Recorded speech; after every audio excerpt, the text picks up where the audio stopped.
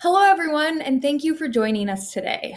The USC Family Caregiver Support Center is pleased to provide this educational video for families and relatives who take care of one or more loved ones. This virtual event is part of our 6-week caregiver discussion series we are doing this fall. Today's discussion will be around the family caregiving experience through the eyes of LGBTQ+ family caregivers. I'm Allison Corey, and I will be your host for today's program. Before we begin, I'd like to introduce you to the center. The USC Family Caregiver Support Center serves and supports family caregivers as they navigate through their caregiving journey. The center provides services such as information and referral, support groups, evidence-based trainings, community education, and much more to family caregivers seeking help. We like to think of ourselves as a valuable lifeline and important resource for family caregivers. Our center is also home to the Los Angeles Caregiver Resource Center, which is part of the California statewide system of 11 caregiver resource centers. Each Friday from October 1st to the 29th, we will premiere a new discussion panel on our YouTube channel, focusing on different segments of our families and their caregiving community. Each of these discussion panels will focus on family caregivers from diverse backgrounds, talking about how their cultural heritage has shaped who they are as caregivers. For more information on these upcoming events, you can visit the website address at the bottom of the screen. We also invite you to interact with us and our staff in the chat.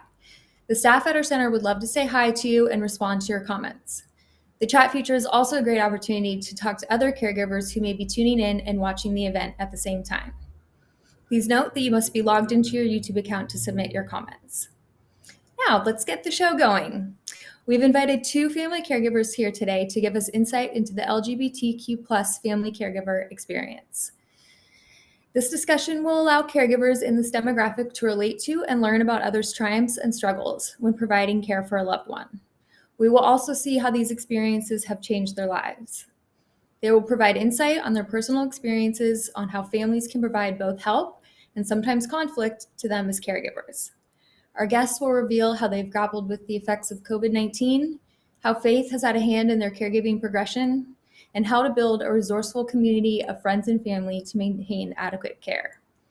Being LGBTQ+ creates a unique cultural circumstances that are specific to the community. Kiera Pollock, Director of Senior Services at the Los Angeles LGBT Center, will lead this discussion today as our esteemed moderator. Caregiving. And I've got some amazing panelists here to talk about their life experiences that I'm super excited about today. Just a little bit of background on me. I'm Kiera Pollock. I'm the Director of Senior Services at the Los Angeles LGBT Center. The center is over 50 years, and we have been providing comprehensive services to older adults who identify as LGBTQ for more than 50 years at this point. Caregiving has been a passion of the centers. Actually, in 2012, we received the Caregiving Legacy Award from the American Society on Aging for our work with LGBTQ caregivers, which we were really pleased about after we had piloted a program specifically to meeting the support needs of caregivers. A little bit of background to me. I'm a social worker by background, an LCSW, and I've worked at the center for 4.5 years at this point with older adults. I'm going to turn it over to my panelists here to introduce yourselves and talk a little bit about your caregiving journey. Judith, why don't you start? Hi, my name is Judith Foster. I live here in Valley Village. I graduated from UCLA in 2019 with a degree in psychology and environmental systems. I work as an actor and a filmmaker, and I'd really like to hang out with my family and meditate and bake and garden. Those are my things that I like to do for fun. Ignacio, will you introduce yourself? Yes, my name is Ignacio Darnaude. I'm originally from Spain, but I've lived here for over 30 years. And I've been in the film business for the longest time. I was head of international for Disney and Sony. And I actually left that business to pursue a new career, which I'm in the middle of it right now, which is a documentary series and lectures about the impact of gay artists throughout history. It's something that I'm really passionate about, and that's my new life purpose. Wonderful to meet you both. We're going to start our panel with our first question, which is asking both of you to tell us a little bit about who you care or have cared for, and when was that sort of aha moment that you had that you were a caregiver? Yeah, I'll start. I caregive for my 90-year-old mother. We also live together along with my 2 adult daughters. My mother has been diagnosed with Alzheimer's and colorectal cancer. I think that aha moment of when I realized I was responsible for her was actually about 4.5 years ago, when she finally agreed to move down here, not in with me, but in an apartment nearby that I had found for her. And as I emptied out her home of 42 years to make that trip down here to Los Angeles, I realized at that moment that she was my responsibility. I'd convinced her to move. I'd convinced her to give up everything she knew there and to trust me. And at that time, I didn't know that she had Alzheimer's, but she was falling. So I think that was the moment when I was clearing out her house, and I was like, I am responsible for her happiness and for her caregiving in this new town that I'm moving her to. So that was it. What about you, Ignacio? My situation is very different. I've been with my partner for 26 years now. And 3.5 years ago, out of the blue, we just came from a trip, and all of a sudden he started swelling, and we didn't know what it was. We had to go to the emergency room, and we discovered that he had an autoimmune illness that affects his kidneys, and it causes all kinds of havoc in his body. So originally we thought it would be like a temporary thing, but unfortunately that is not the case. Like I said, it's been 3.5 years ago. And while the good news is that the illness itself is stable, the medications are really taking a huge toll on him, on his energy, and affecting basically his lifestyle, in the sense that he can barely leave the house in many cases. And, you know, I don't know when was that aha moment, but I know that I realized some time ago now that all those activities and chores that we used to share, we can no longer do. And it may change, hopefully, but definitely not right now. And, you know, so that's where we are. And that's when I realized I was, in a way, a caregiver, because I had to take care of everything that in the past it was something that was shared, and now it's all my responsibility, in addition to taking care of, you know, his physical and his emotional state of mind.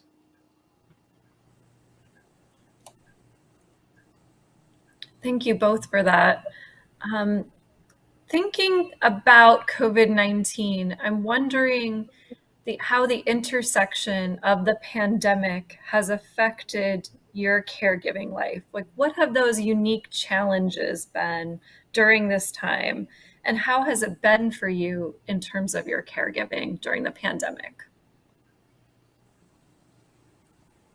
I'll start again.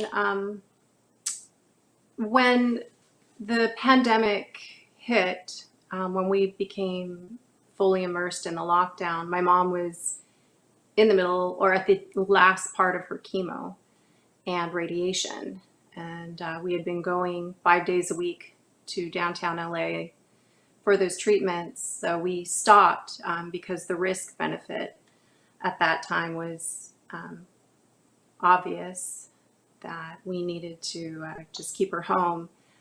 It became really challenging because I also had young adult daughters in the house who, one was graduating high school who still wanted to be an independent human being, and I had to actually send her away to live with her dad because of the risk. She still wanted to go out. I contracted COVID at one point and was caregiving and had to wear a mask even while I slept. And it was really stressful because all I could think of is I don't want her to get sick and me to be the reason why she didn't make it through. Luckily, it didn't happen that she caught it from me. I was very lucky. She wore a mask in the house. I put her in certain areas of the house, but it became it was already isolating as a caregiver. So this even compounded the isolation and the stress. So there was layers of different components of the pandemic of COVID that were stressful for different reasons. Having adult daughters, having COVID, having an elderly mom who's at the most risk, so those were the complications I dealt with during the past year and a half. And luckily now she's vaccinated and everyone else is too. So we're kind of relieved at that point. How about you, Ignacio? Well, I totally understand what Judith is saying because I relate to it. Luckily, we haven't got COVID, and my partner just got the booster shot because he's, compromised. And unfortunately, believe it or not, this vaccine kind of had a negative effect on his symptoms. So we're now dealing with that. In regards to COVID, the impact in our lives, for my partner, it wasn't much of a change because he's at home most of the time. So his life really didn't change much. In fact, he kind of jokes. He's like, well, now everybody understands how I feel. And being at home all day. For me, it made things a little bit harder. Actually, much harder because, as I mentioned before, now I cannot share many activities with him. And because he's immunocompromised, for instance, it's very hard for people to come visit. So that's one issue. And I constantly have to question everything I do. If I want to go out, what are the possible repercussions? So, for instance, if I travel, which I haven't in the last, like I say, 3.5 years.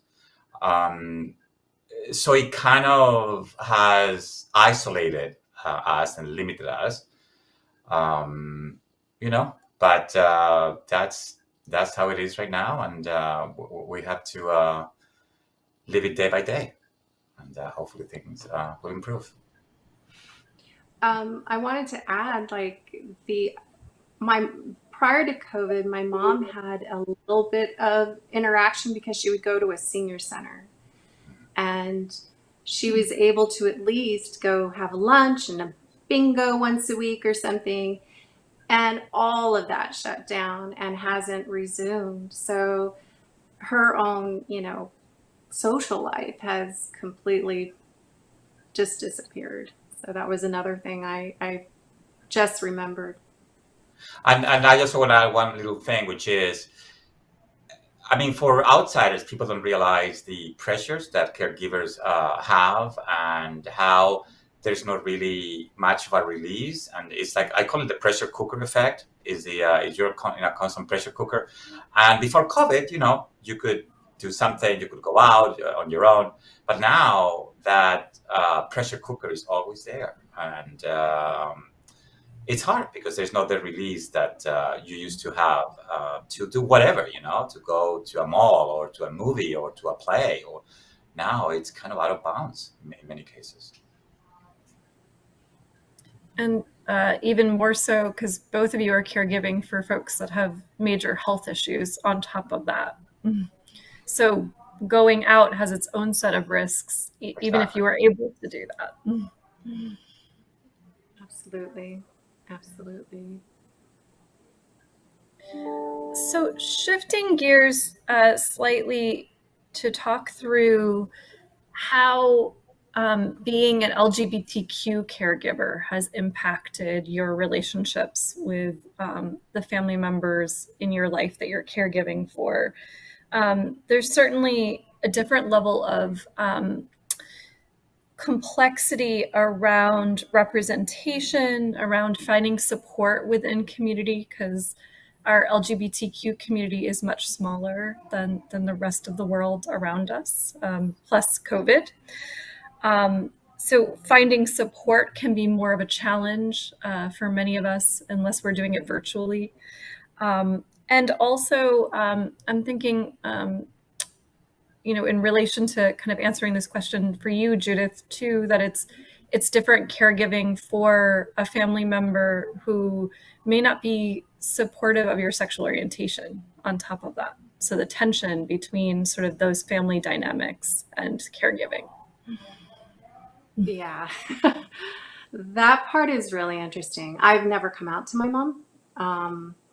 We weren't close really when I was growing up, and it's something I actually came to terms with later on in life. My kids have always known my orientation, very open with my children and my friends and the rest of my family. But my mom was somebody different. She grew up in she was very conservative. And now, with her Alzheimer, it's kind of a moot point because it would be a conversation we would have to have over and over and over again. So I choose not to even engage with her about that conversation. I have focused just on caregiving,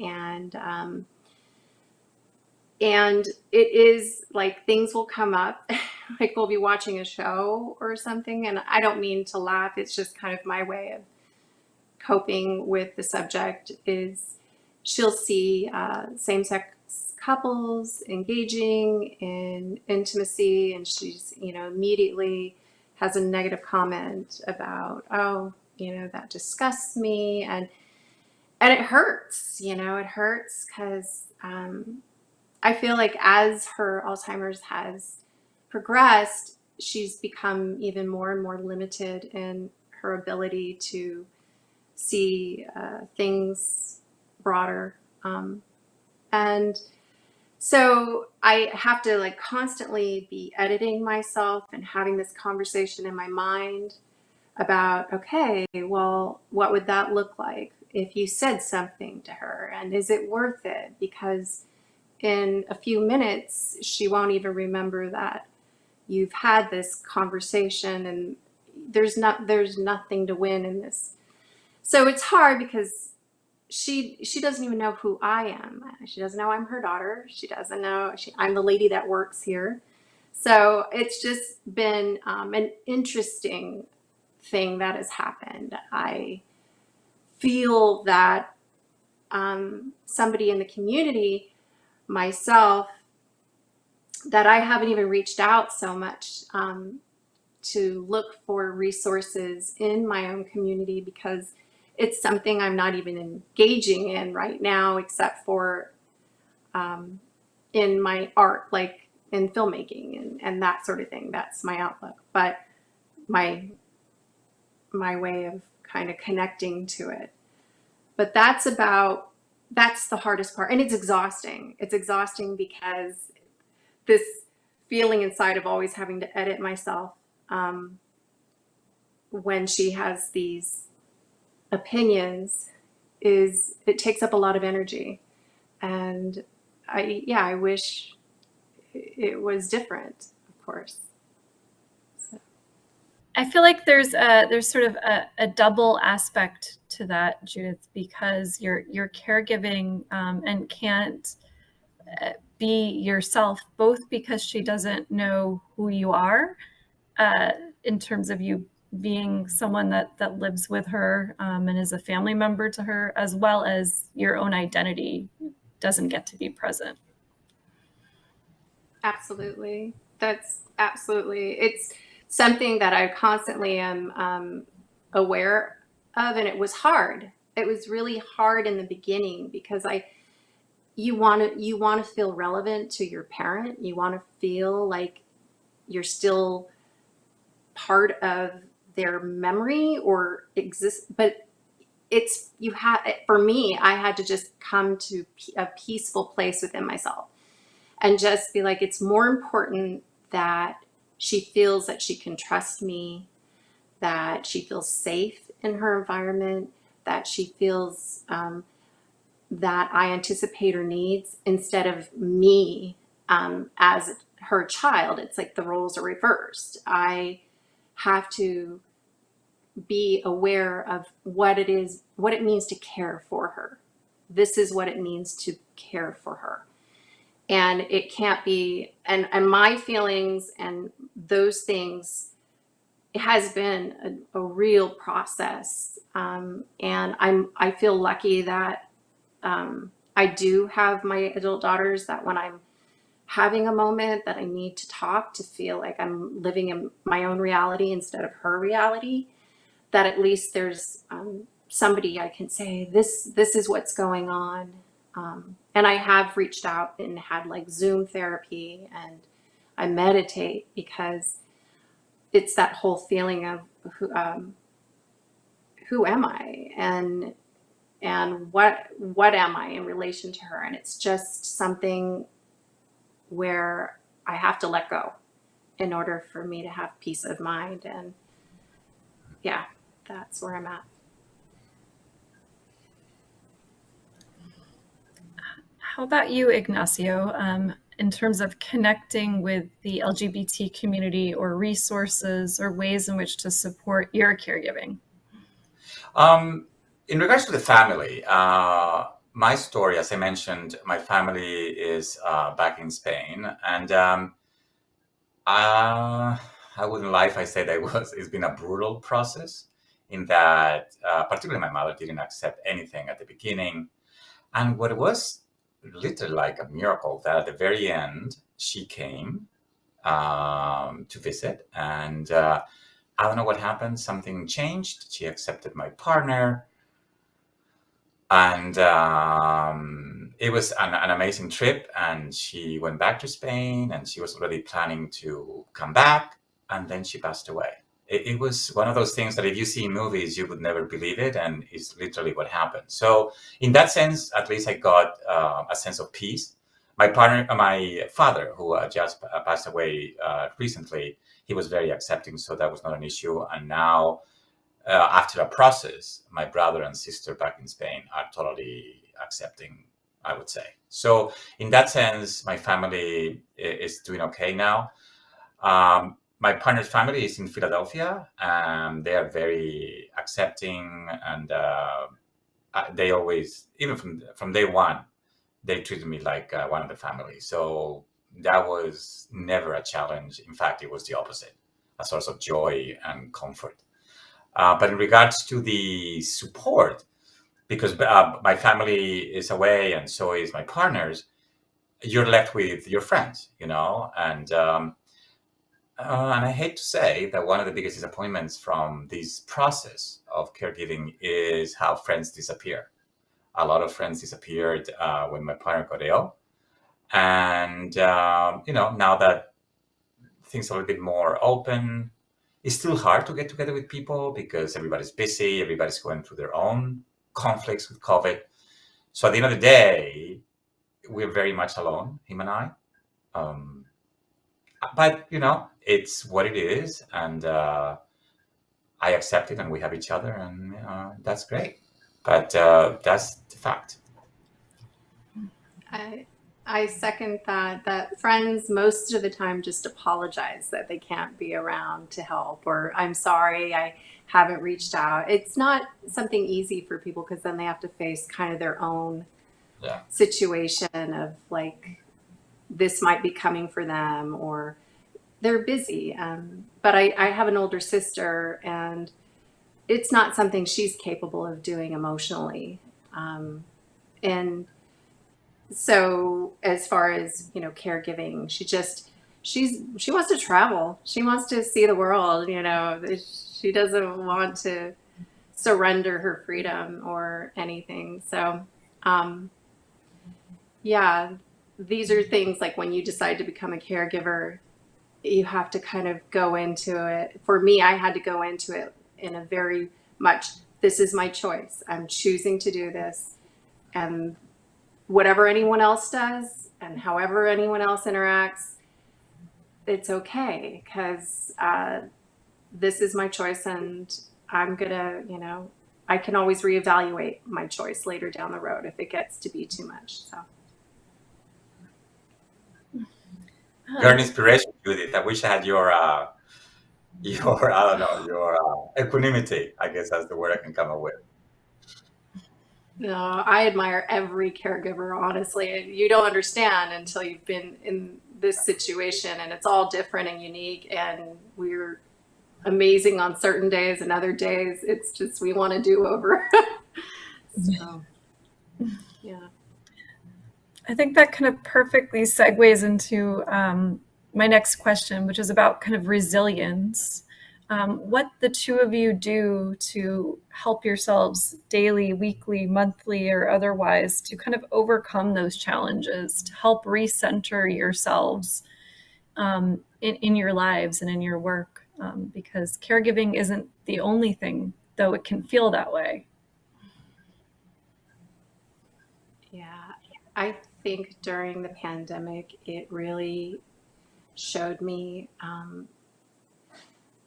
how to prioritize. Like, the only thing I can really pour myself into is my relationships that I'm around every single day.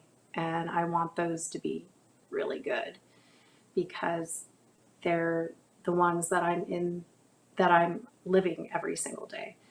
So I did go through Zoom therapy.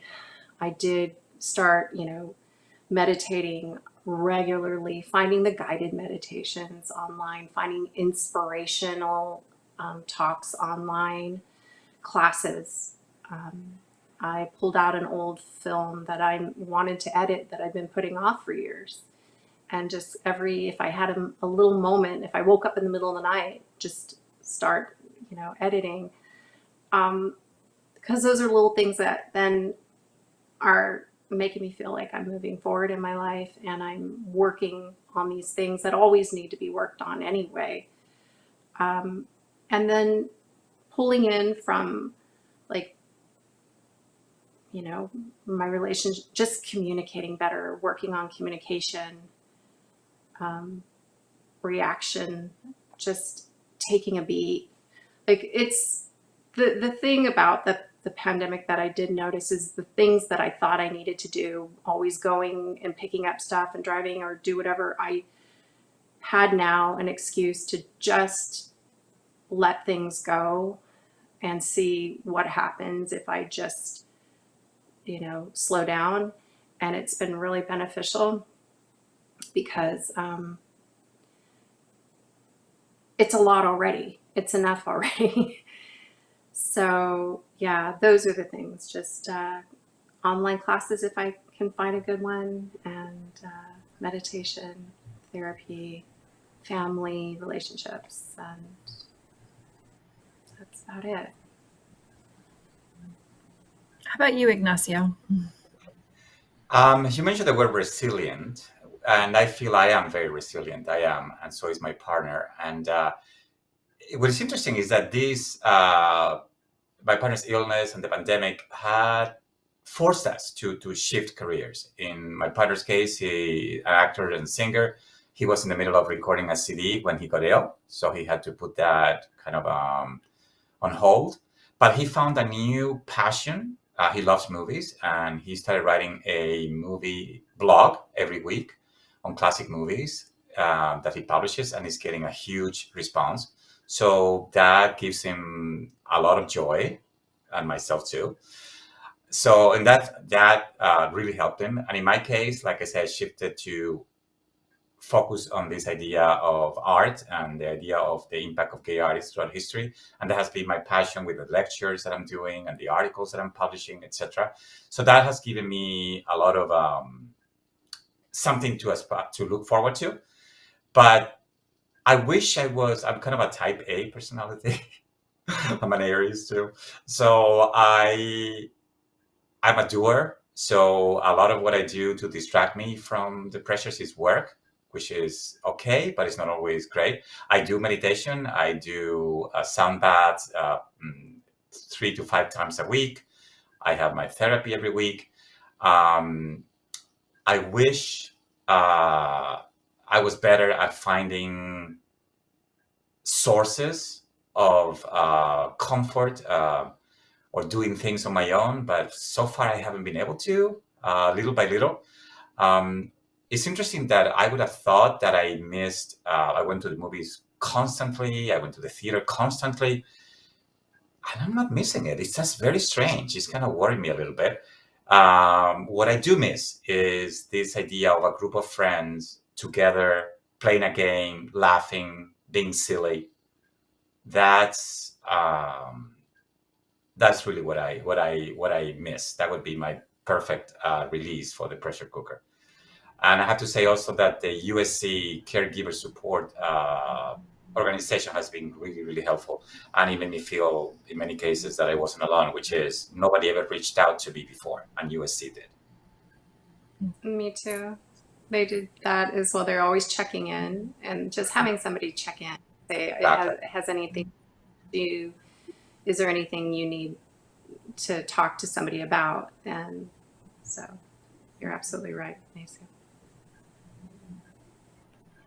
So as we're closing our panel, I'm just wondering if either of you have anything final that you would want to share that you haven't thus shared, or words of wisdom for other LGBTQ caregivers out there who will be watching this that you would want to kind of impart.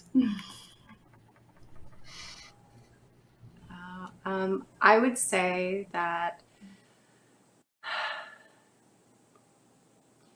just to be really gentle with yourself, and people as caregivers, you're always worrying about someone else, and it's your responsibility to worry about yourself as well.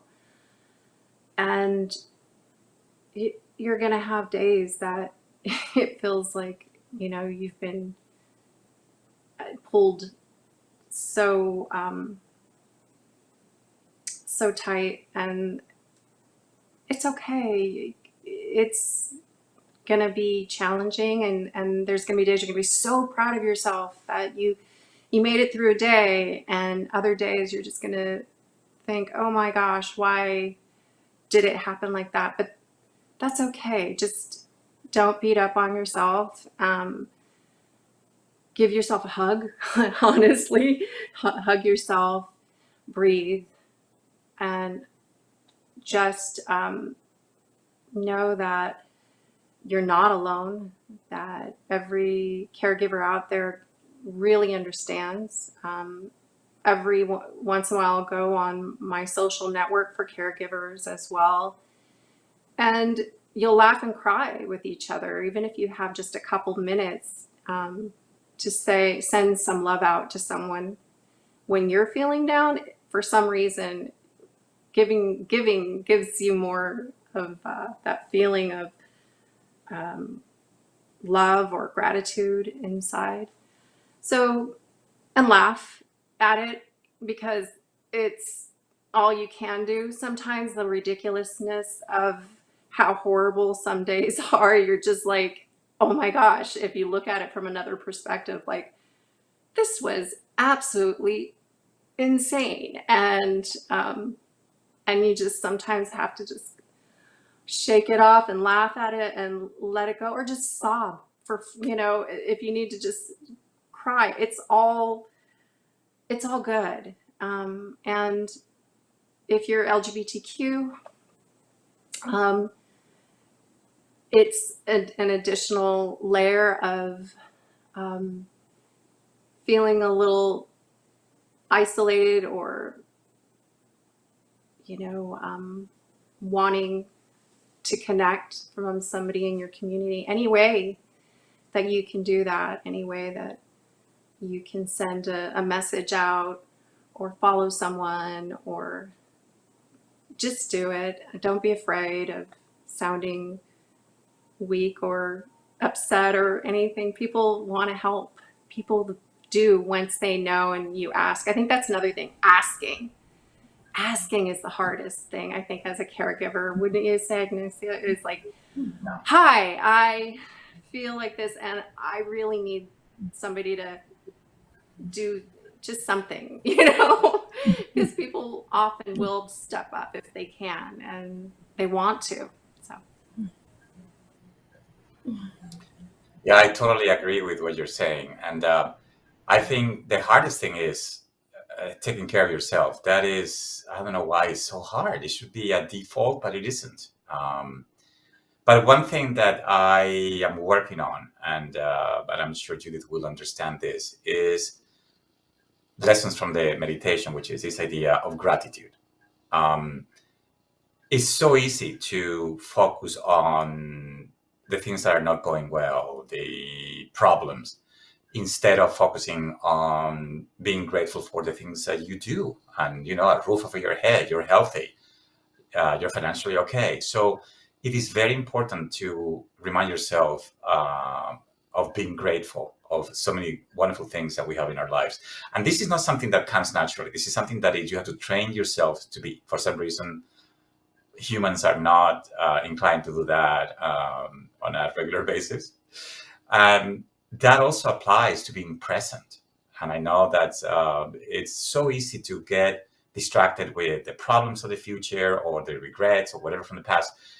Being present, it's not only for you, but for the other person, so you can be really listening, which at the end of the day is in many cases all the other person needs. It's been a road for me because I'm a fixer. I like to take care of things. And this is the first time in my life that I haven't been able to fix something, I would say, with this illness. And that has been a devastating experience for me because you have to accept your limitations. And so that's another lesson that in some cases you don't have to fix, you just have to listen. And, I would say those are the lessons I can think of. I'm not taking things personally. When the other person does things, his illness, the medication, whatever, it's not about me. So do not take it personally. I can only imagine with Judith having that be.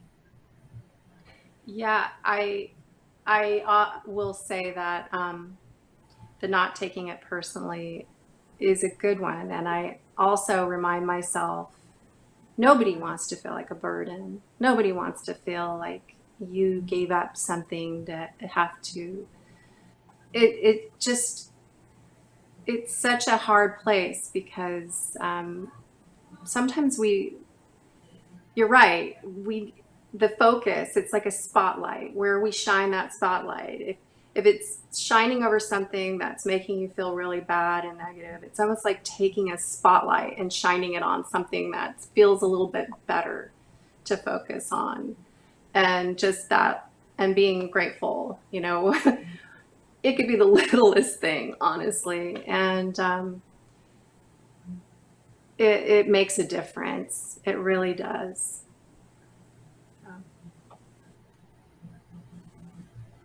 Well, I want to just thank you both for being part of this panel.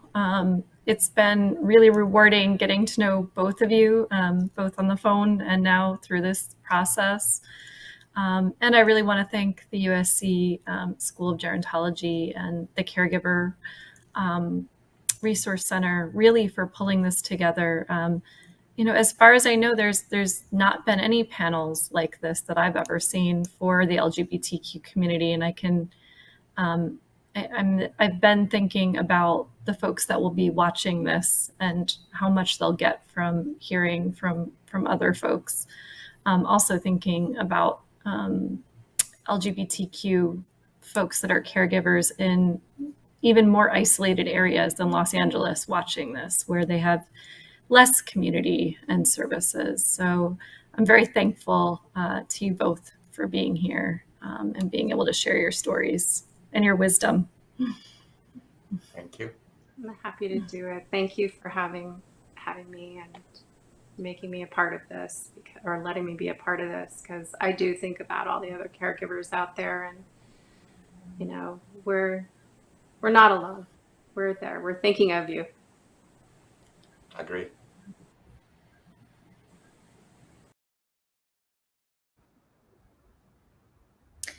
Thank you, Kiera, for that informative panel.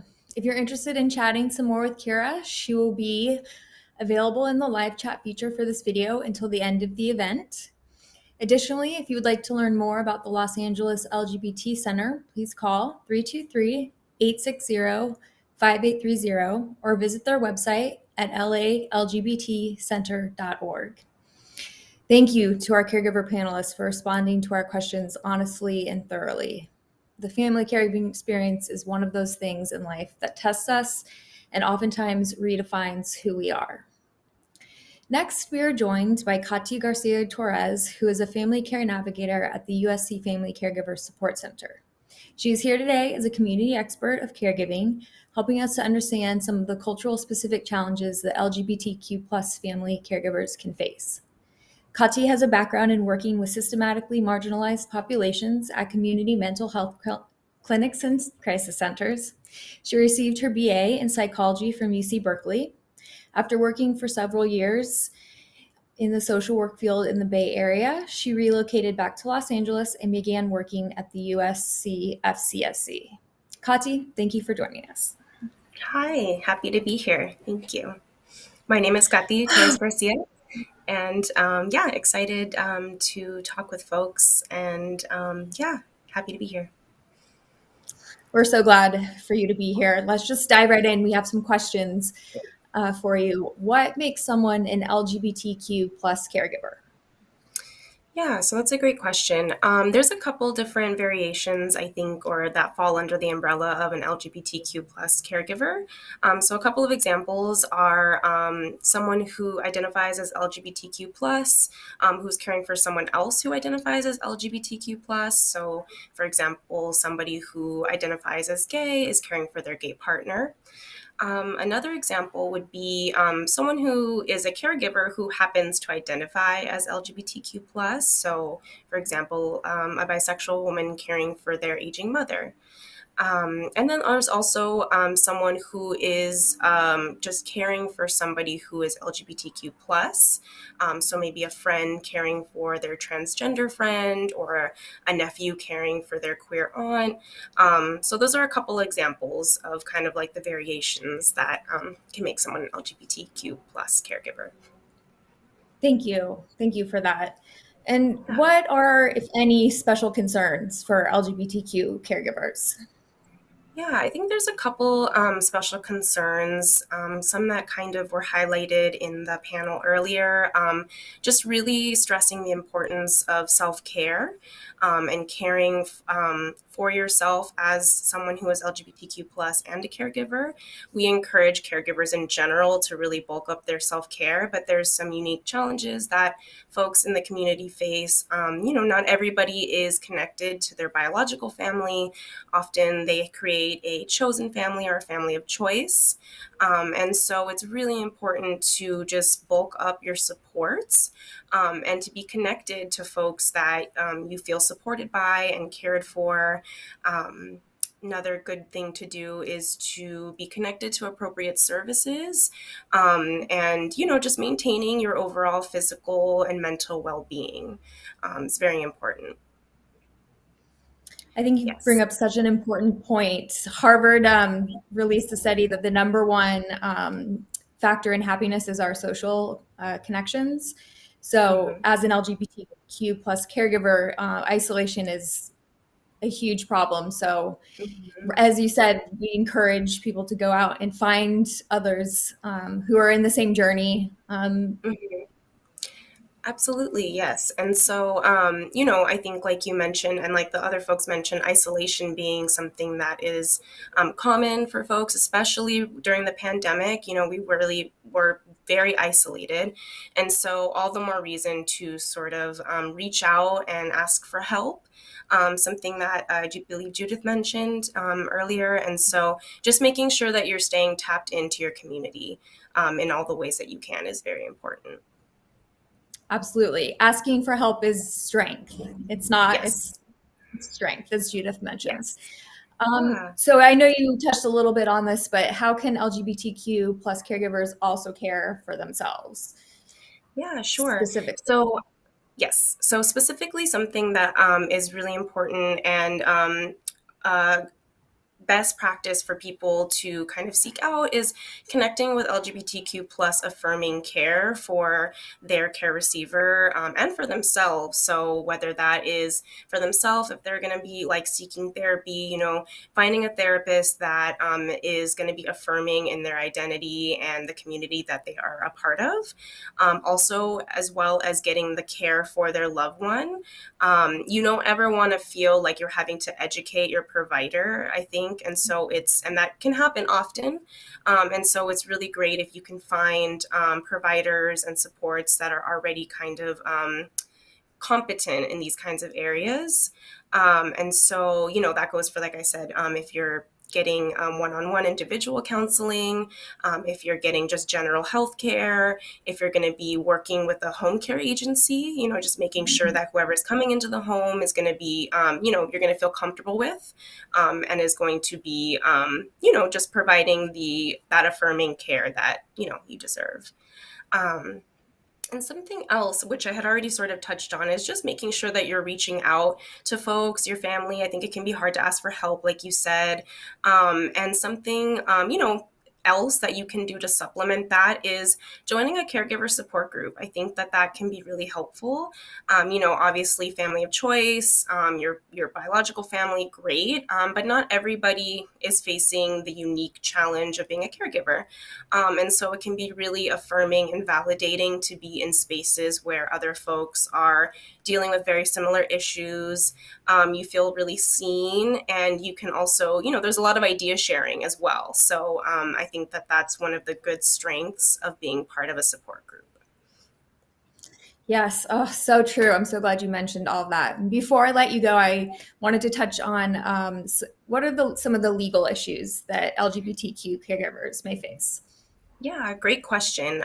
So being a special concern as an LGBTQ caregiver is, like you said, some legal issues.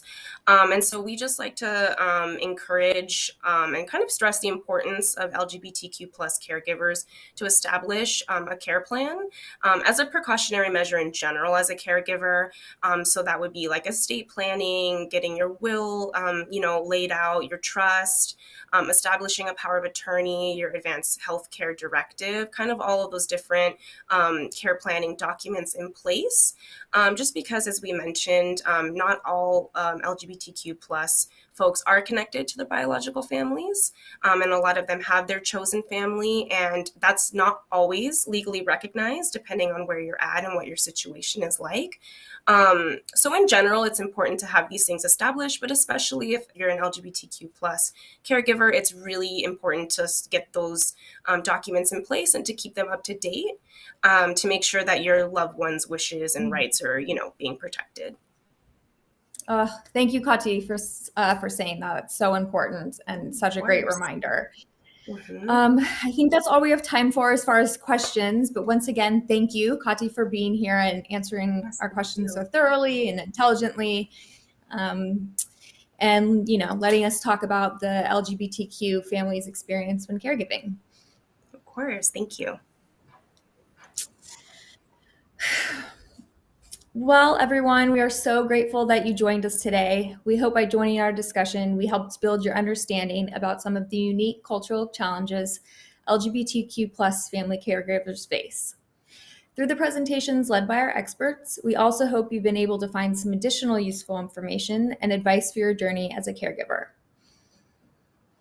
As I mentioned earlier, today's discussion panel is only the beginning. Each Friday from October 1st to the 29th, we will premiere a new discussion panel on our YouTube channel focused on how our family caregiving community is shaped by distinct cultural values and experiences. Each of these discussion panels will focus on family caregivers from diverse backgrounds, talking about how their cultural heritage has shaped who they are as caregivers. For more information on these upcoming events, you can visit the website address at the bottom of the screen. I hope you can join us in the coming weeks. No one ever said caregiving is easy. Sometimes all we can do is take it one step each day at a time. Finding community resources and reaching out for help can assist you in not just surviving, but thriving during your caregiving journey.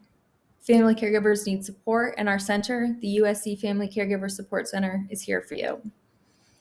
As I mentioned at the beginning of this event, we are here to help educate you, connect you to resources, and support you throughout your caregiving journey.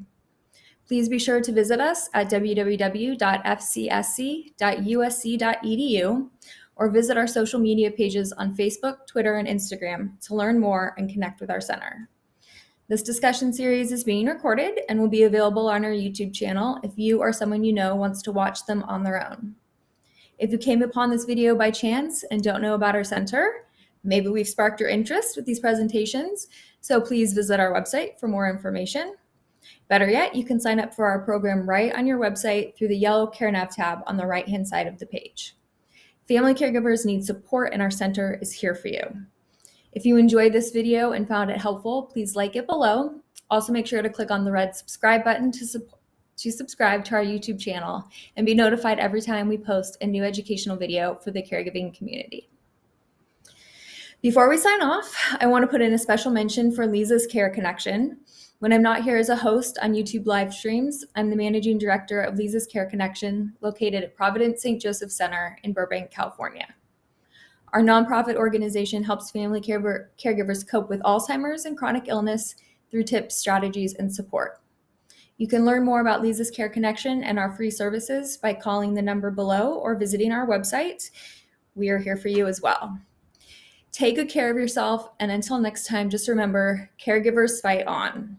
Have a great rest of your day.